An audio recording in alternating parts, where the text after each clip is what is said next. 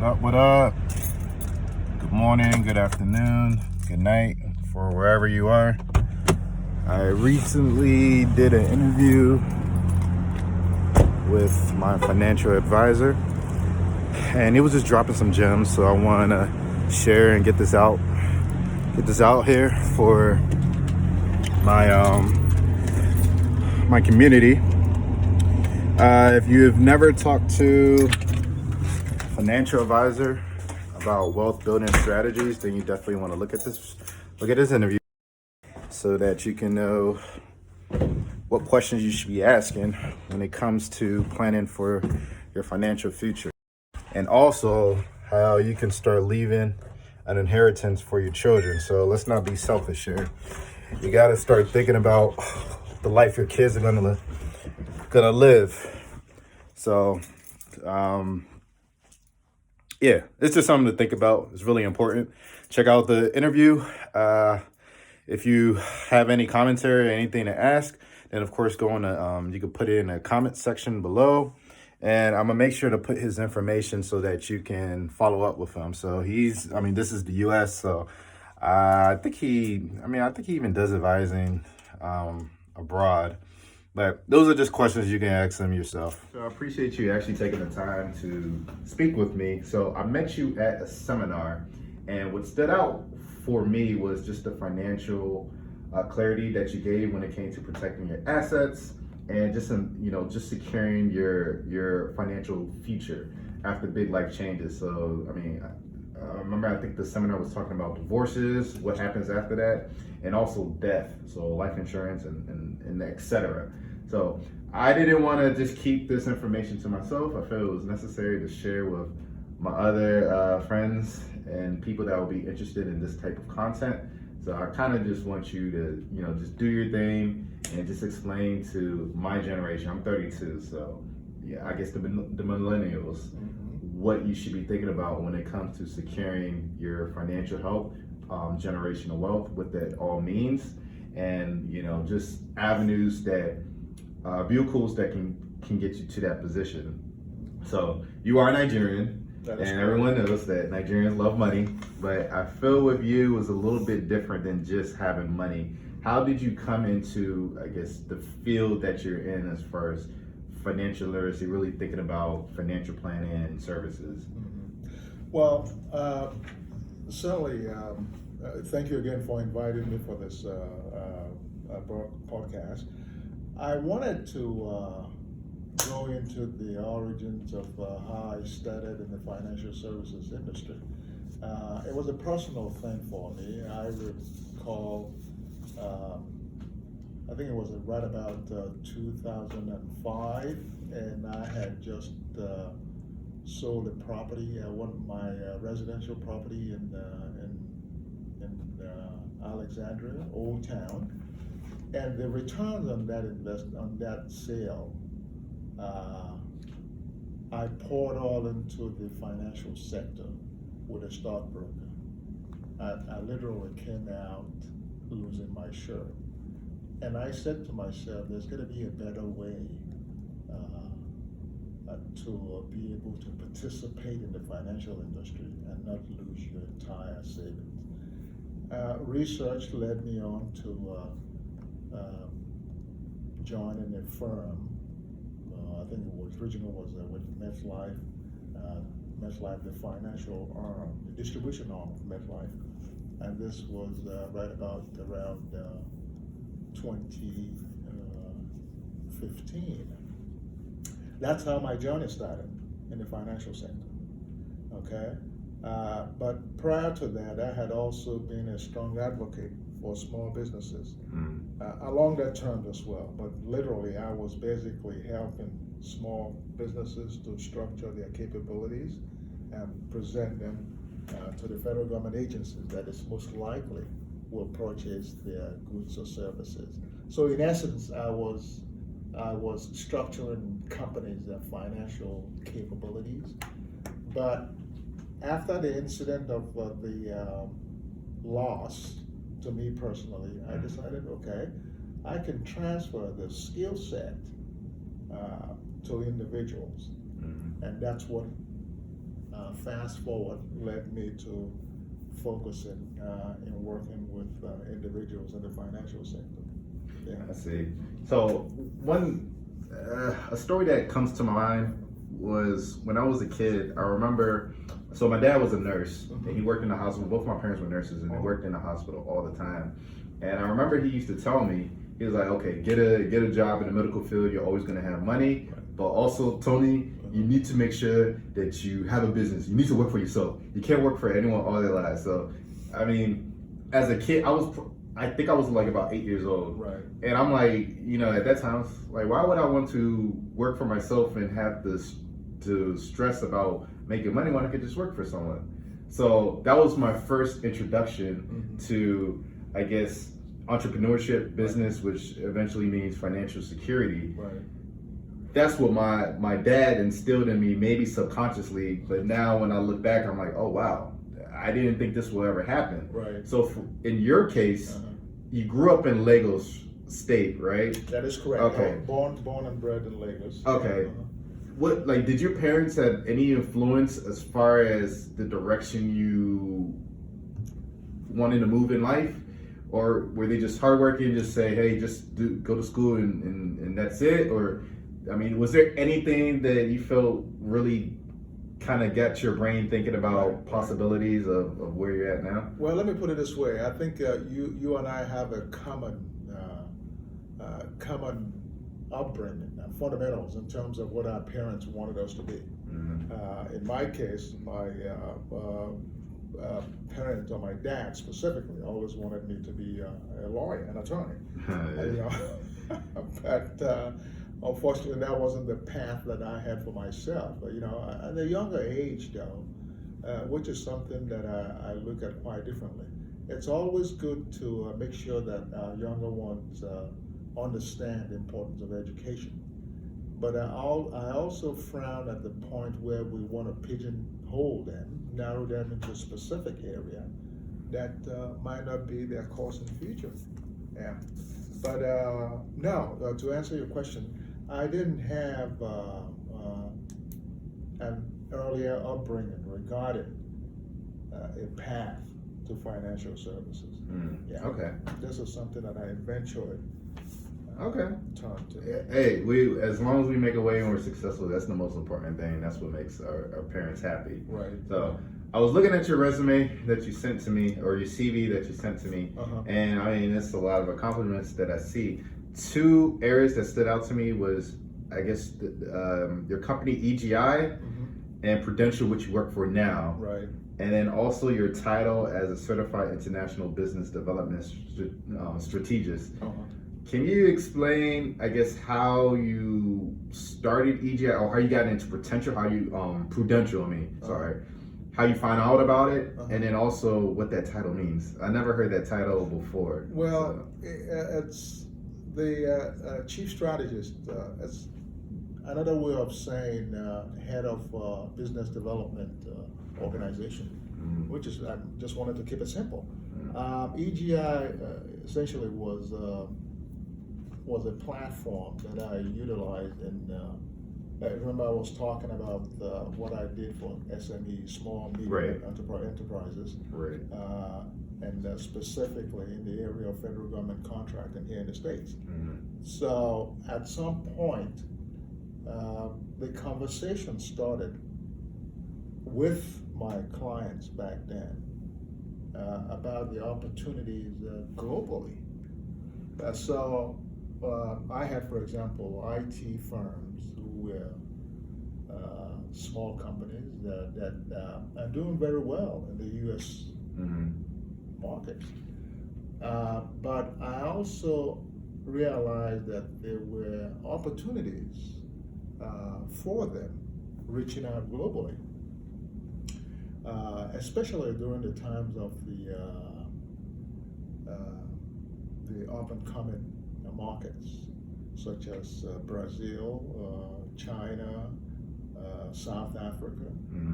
These are where up-and-coming, where there are lots of opportunities there, and so we had conversations regarding that area, And quite frankly, some of my clients also reached out to those economies I see. back then. Yeah. Okay, Yeah. so I guess it's somewhat similar to consulting. Basically, that's what I did. I did Okay, yeah, consulting. that's what it sounds like on a global That is correct. scale. That is correct. Okay. Yeah. All right. So Mhm. the whole point of me bringing you here is also so that others can see the possibility of securing their future. So I'm gonna try to be a typical millennial, that doesn't know anything. Right. I come in, I have a job that I'm working, and I heard about the 401k. I don't really put money in it because I want to keep my own money. Just being realistic, that's how a lot of us think. And I don't have any kids. I'm not married. How would you advise somebody like me? And I'm 30 years old, or let's just say 30 years or 25. Let's start younger. How would you advise someone like me as far as my financial situation? I would say start early. Okay. Very early. You know, my dad used to say something that was so profound. I now to think about it. He always said that there's nothing in life that you do early that wouldn't come out right, except death. Don't die early, but everything else, do them early.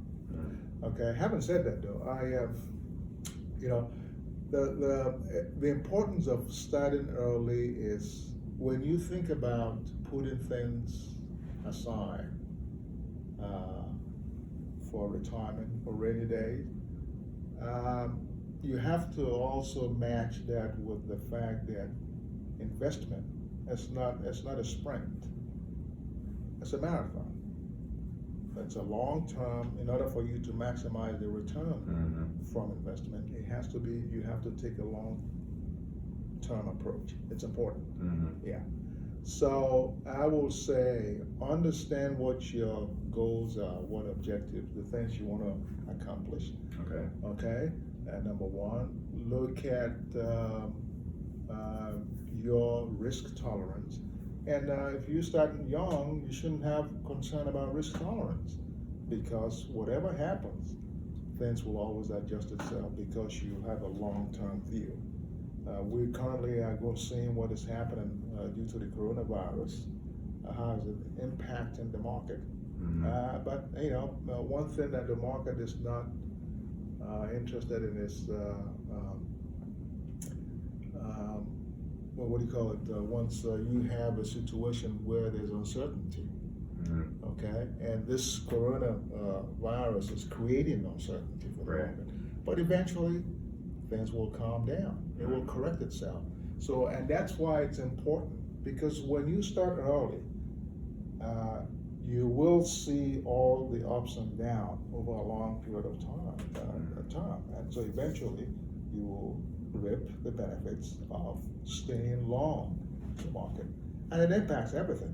Whether we're looking at protection side of your investment, such as all the insurance products, or whether you're looking at the investment side, looking for future, retirement, all those things are important that you start early. You can't time the market.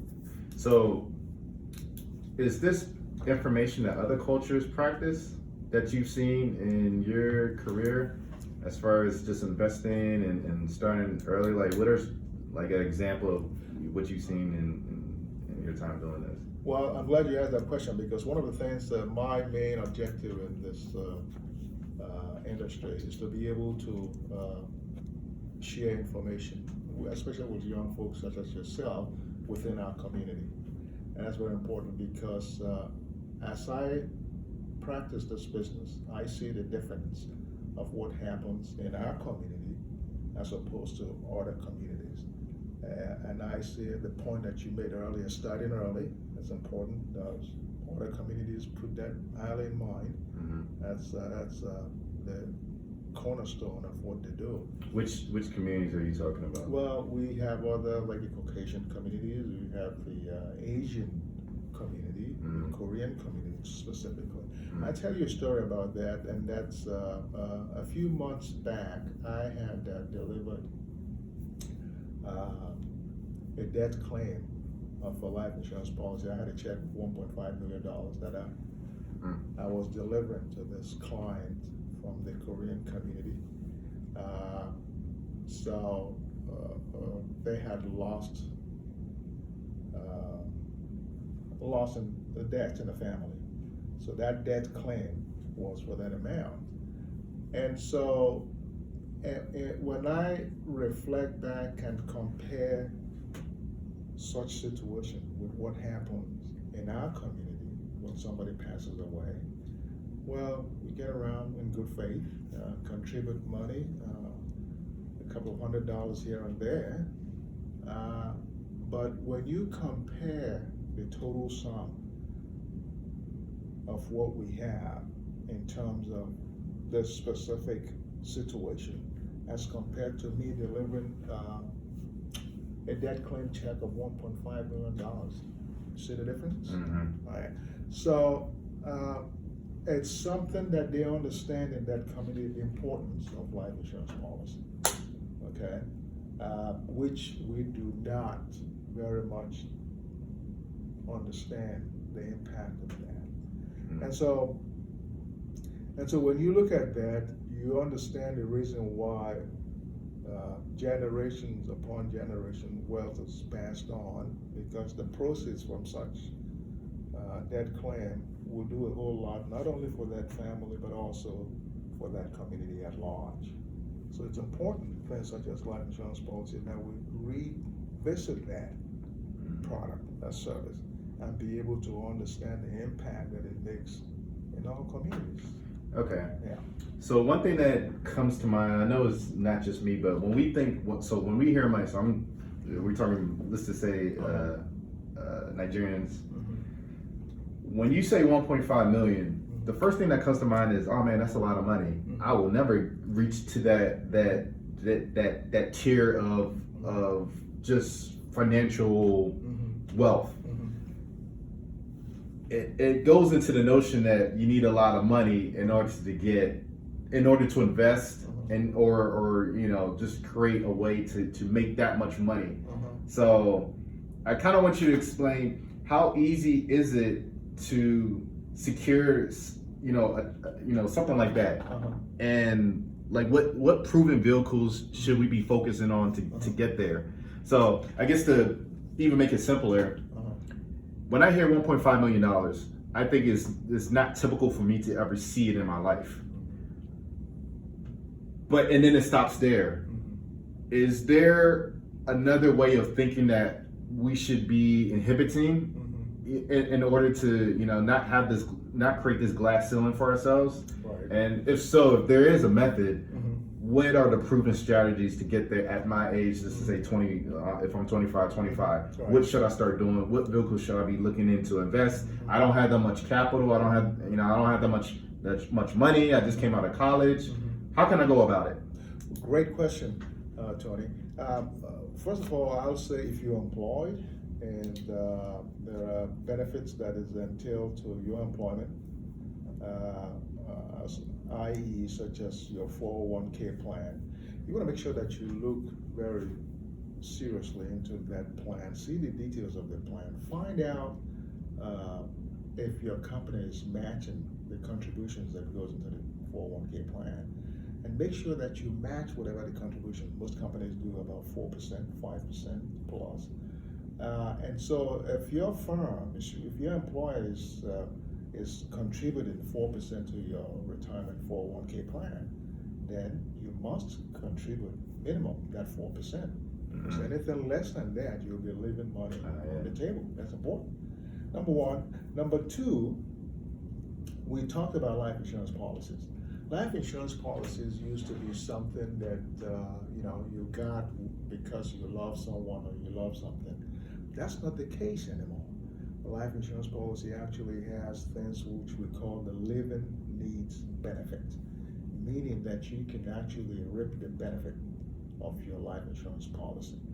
Case in point is, depending on how the life insurance policy is structured, life insurance policy could be structured or designed in such a way that there's a focus on the cash fund that is attached to the policy. So if you have a life insurance policy that continue to grow cash value in the policy, you have access, that's your money, you have access to that money to be able to pull that money out for any reason at all. I've got clients, again, an example of clients who actually use their life insurance policy as a bank. And what I mean by that is the fact that they don't see the four walls of banks anymore because they have such huge amount of cash fund in their policies. Last week I got a call from a client who was in the real estate development industry. This client normally will give me a call.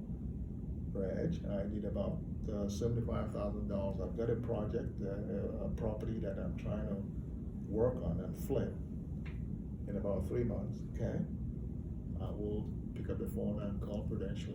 In 48 hours, they'll issue a check for $75,000, which you'll invest in that project, make his profit, and return the money back into his policy.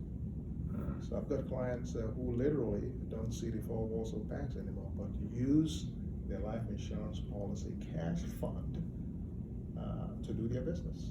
Yeah, that's really strategic and very intelligent. There's so many questions that I can ask you about, but I feel like it wouldn't do justice just to have it in the video. How can people best get in touch with you if they want to start exploring these options, if they want to just learn more about the whole process, if they're not sure of, they just got a whole lump sum of money, they don't know what to do about it, they just want a little bit of guidance, how can they reach you? Well, certainly, there are a couple of ways you can reach me. I've got my email address, which is Reginald Emordi at prudential.com. Better yet, direct line to my office is 703-245-5026. Again, 703-245-5026. Again, this is about impact and information, knowledge, because again, information is very powerful. And the more information we get, the more change we can start realizing in our community. Okay, and I'll definitely put all your information in the video and in comments so that people can actually see, everything written out. They don't make any mistakes about it. Right. I do want to appreciate you doing this again. I know you have a appointment at in a few moments, so I just want to thank you for doing this for me. And just understanding how important it is to my generation. Thank you, Tony. Thank you so much, Jeff, for having me.